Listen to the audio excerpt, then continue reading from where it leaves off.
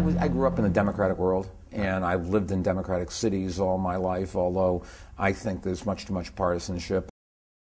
I guess the question is, do you believe that Republicans and Democrats can work together with this as an independent? See, it's not just individuals getting together at the high levels of governors or Do you think independents are included enough? Do you think there's enough there? No, there's not. In fact, there are structural limitations against independents from participating as full-fledged citizens in this country. In some ways, there's a sort of a Jim Crow against independence in this country, which... What's happening nationally is critical. The American people are fed up with partisanship. Partisanship certainly infects politics in New York City and New York State. We've seen some of the really detrimental effects of it. In March, independent Mayor Michael Bloomberg impaneled a charter revision commission which is considering nonpartisan municipal elections, a reform that would open New York City's elections to independents. Commissioner Cohen. Yes, I have a question for the second speaker. I think your name was Liza, the former Californian. Yes. Right? Where in California you voted and how it worked, since you told us that it worked. Sure. Well, I lived in Sacramento, California, which is the capital of California, and really the way it worked is that all of the people who are running for office are placed in a general ballot, and then the voters go on a first run and vote for whoever they want, and then the top two get placed on a run-up of election, and then the voters get to decide. I have to say that nonpartisan elections is not one of my issues on this commission, but I know that I have been struck in these hearings at the range, extent, and passion of testimony on this subject.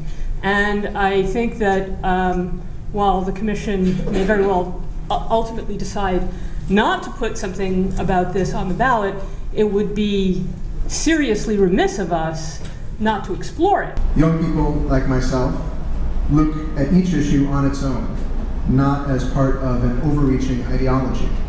And young people like myself vote for people, not parties.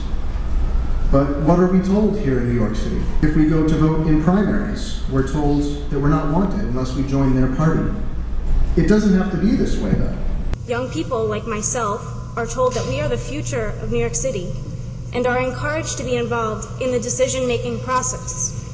I want to ask the Charter Revision Commission to take young people seriously, to take me seriously, and to put nonpartisan elections on the ballot so we can have the right to participate and be heard.